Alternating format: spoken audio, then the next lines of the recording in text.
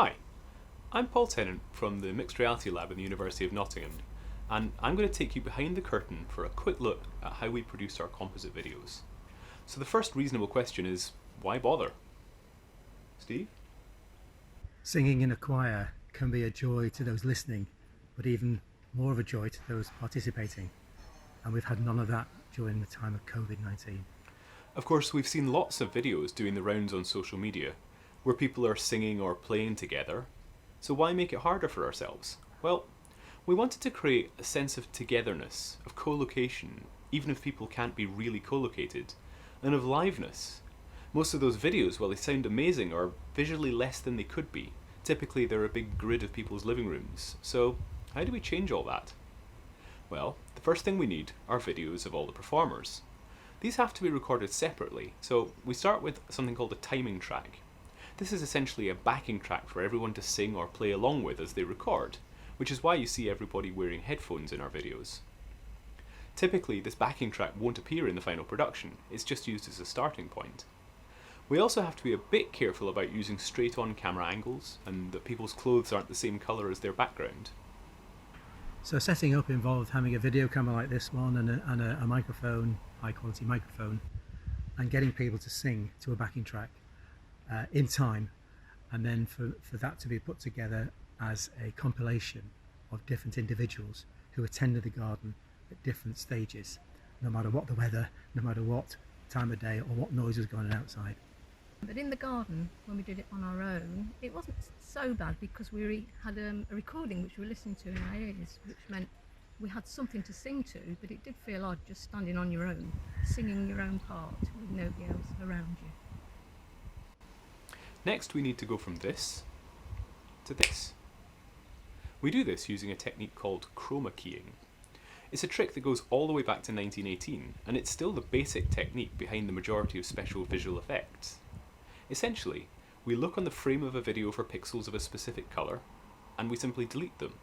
This is best done with a green screen, but not everyone has one, and we were keen to see how well we could manage with other more readily available backgrounds.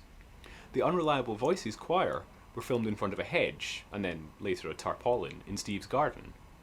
To deal with these more complex backgrounds, we simply use several layers of chroma keying, keying out a number of different colours.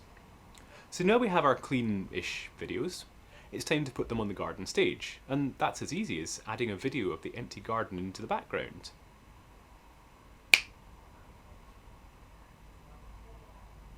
Now we do a little bit of colour correction to all the videos, and we add some shadows, but that brings us to an interesting question.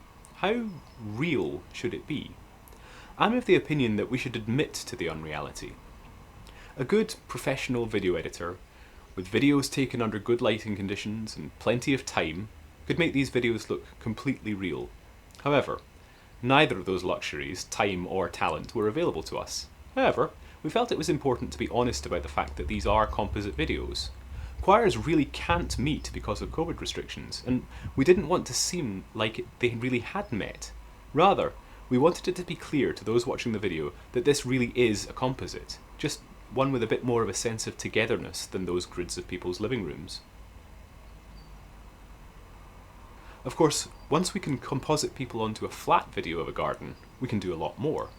What we wanted to do was to completely immerse the viewer using virtual reality, well technically 360-degree video, to put you, the viewer, right there in the garden with the performers.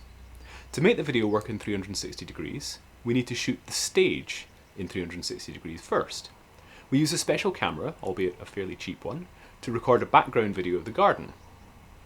What you're looking at when you watch a 360-degree video is a video projected on the inside of a sphere. To make that work, 360 video uses something called equirectangular projection. Now you've seen this before.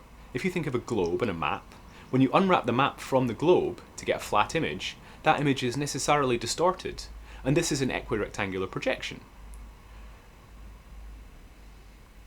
What we now need to do is to distort the videos of the performers to match the position on the inside of the sphere. Once they're suitably distorted, they'll look correct in the video. The last job is to synchronise everybody's voices and mix the audio.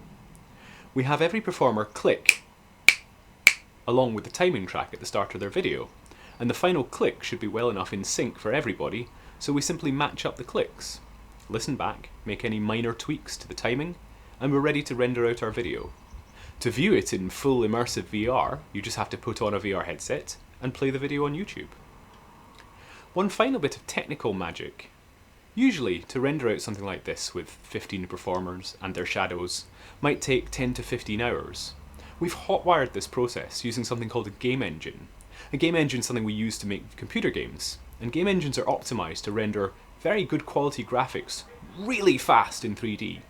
And by using a game engine instead of a traditional video editing suite, we can actually render these videos out in real time. We're still working on the software right now, so we still have to do all the synchronization and audio edits in standard software, but our new program is evolving fast. We hope soon to be able to make the whole process from recording through to rendering both easy and freely available. There is an additional benefit for performers in all of this. Many people like to do something called multi-tracking, where you record several instances of yourself playing different parts of a track, perhaps even playing different instruments. But of course, when we perform live, we don't get to do this. We have to pick an instrument and stick with it. As we broaden the definition of what constitutes liveness in the light of lockdown, suddenly we can start applying the same technique to multiple copies of ourselves rather than just multiple performers.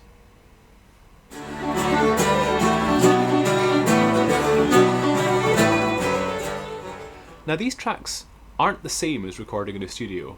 They have timing errors, bum notes, background noise, and all the trappings of a real live performance.